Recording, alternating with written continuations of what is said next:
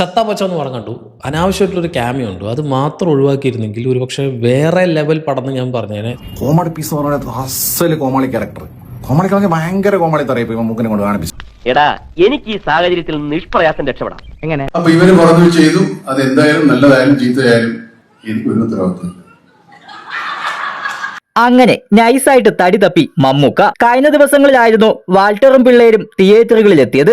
ആദ്യ ഷോയ്ക്ക് പിന്നാലെ മികച്ച പ്രതികരണങ്ങളാണ് ചിത്രത്തിന് കിട്ടിയത്. പിള്ളേരൊക്കെ പൊളിച്ചടുക്കി, ഫൈറ്റ് സീനൊക്കെ ഒരു രക്ഷയില്ല, അമ്മാതിരി ഫൈറ്റ്. ഏവരെയും ഞെട്ടിച്ചത് വിശാഖ് നായറാണ്. താരത്തിന്റെ സ്വാഗം ഫിസിക്കുമൊക്കെ എടുത്തു പറയേണ്ടതാണ്. അർജുൻ അശോകനും റോഷനുമൊക്കെ നന്നായി തന്നെ ചെയ്തിട്ടുണ്ട്. എന്നാൽ ആരാധകർ കാത്തിരുന്നത് മമ്മൂക്കയുടെ വാൾട്ടർ ലോപ്പസിന്റെ വരവിനായാണ്. WWE ലെജൻഡ് ഡെഡ്മാനായി മമ്മൂക്ക എത്തുന്നത് ചിത്രത്തിന്റെ ഹൈപ്പ് കൂട്ടിയിരുന്നു. എന്നാൽ പണി ചെറുതായിട്ടൊന്ന് പാളി. റിലീസിന് പിന്നാലെ ട്രോളുകൾ വാരിക്കൂട്ടി മമ്മൂക്ക. മര്യാദയ്ക്ക് പോയിക്കൊണ്ടിരുന്ന സിനിമയെ മമ്മൂക്കയുടെ അതിഥിവേഷം നശിപ്പിച്ചു എന്നാണ് പറയുന്നത്. മമ്മൂക്കയുടെ ലുക്കും സ്ലാങ്ങുമെല്ലാം വൻ ശോകം. മൊത്തത്തിൽ മമ്മൂക്കയെ ഒരു കോമാളി ലുക്ക് ആക്കിയിട്ടുണ്ട്.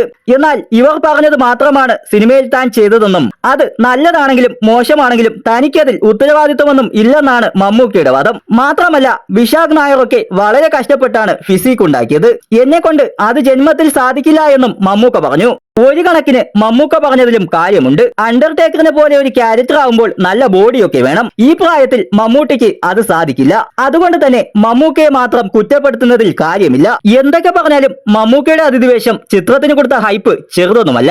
പടം കയറി കൊളുത്തിയിട്ടുണ്ട്. 14 കോടിക്ക് മുകളിൽ തന്നെ വേൾഡ് വൈഡ് കളക്ഷൻ വന്നിട്ടുണ്ട്. WWE ഒക്കെ ഇഷ്ടപ്പെടുന്നവർക്ക് തിയേറ്ററിൽ തന്നെ പോയി എക്സ്പീരിയൻസ് ചെയ്യേണ്ട പടം തന്നെയാണ് ചത്താപ്പച്ച.